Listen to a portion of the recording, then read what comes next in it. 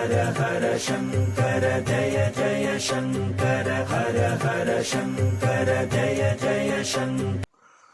உயர்ந்த பதவி கிடைக்க வேண்டும், பெரிய பொறுப்பான பதவிகள் வகிக்க வேண்டும், பலரும் மதிக்கின்ற பதவிகள் கிடைக்க வேண்டும் என விரும்பாதவர்கள் இருக்க முடியாது.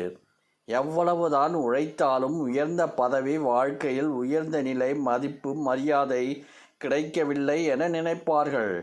இந்த ஒரு முருகன் கோவிலுக்கு சென்று வணங்கிவிட்டு வந்தால் எல்லாமே மாறும் என சொல்லப்படுகிறது. உயர் பதவி, மகிழ்ச்சியான திருமண வாழ்க்கை, குழந்தை பாக்கியம் என தேடி வருபவர்களுக்கு நிறைவான வாழ்க்கை தரும் அற்புதமான முருகன் கோவில் திண்டுக்கல் மாவட்டத்தில் கரந்த மலைத்தொடரின் மலை உச்சியில் அமைந்துள்ளது திருமலைக்கேணி ஸ்ரீ பாலசுப்பிரமணிய சுவாமி திருக்கோவில்.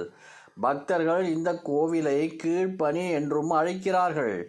இக்கோயில் கருவறையில் முருகன் பாலகனாக அருள் பாவிக்கின்றார்.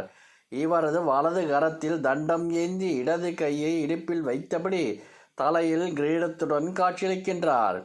இந்த பாலகன் முருகனுக்கு தினமும் ராஜ அலங்காரம் செய்விக்கப்படுகிறது.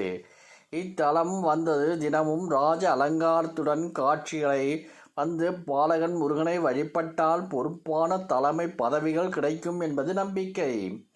வித்தியாசமான கோயில் அமைப்பு. வழக்கமான மலை மீதுள்ள கோவில்களுக்கு படி ஏறிதான் சென்று தரிசனம் செய்ய வேண்டும். ஆனால் மலை மீது அமைந்திருந்தாலும் இந்த கோவில் கீழே இறங்கிச் சென்று முருகனை தரிசனம் செய்துவிட்டு மேலே ஏறி வருவது போன்ற அமைப்பில் கட்டப்பட்டுள்ளது.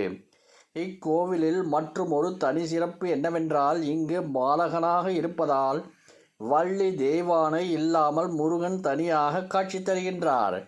ஆனால் முருகன் சன்னதிக்கு இருபுறம் 2 தீர்த்தங்கள் உள்ளன.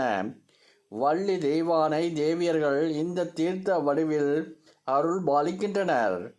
சுமார் 1000 ஆண்டுகள் பழமையான இந்த கோவில் பாண்டிய மன்னர் ஒருவரால் கட்டப்பட்டதாக தல புராணம் சொல்லப்படுகிறது.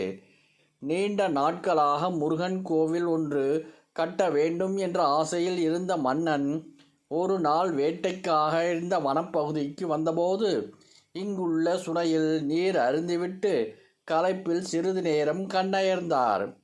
அப்போது கனவில் தோன்றிய முருகன், இந்த சுனைக்கு அருகில் எனக்கு ஒரு கோவில் கட்டு என்று கூறினார். மன்னனும் அவ்வாறே கோவில் கட்டியுள்ளார். காலப்போக்கில் மூலவர் சிலை சேதமடைந்ததால் அதை மாற்றி புதிய சிலை அமைக்க திட்டமிட்டனர். ஆனால் முதலில் பிரதிஷ்டை செய்யப்பட்ட சிலை எவ்வளவு முயன்றும் வெளியே எடுக்க முடியாததால் அதற்கு மேலாக ஒரு கோவில் மண்டபத்தை கட்டி அங்கு புதிய சிலை பிரதிஷ்டை செய்துள்ளனர். மேல் அடுக்கில் உள்ள முருகனுக்கு செய்யப்படும் அபிஷேக தீர்த்தம் கீழ் அடுக்கில் உள்ள ஆதி முருகன் சிலையின் மீது படும்படி இவ்விதம் கோவில் அமைத்துள்ளார்கள். ஹர ஹர சங்கர ஜய ஜய சங்கர ஹர ஹர சங்கர ஜய ஜய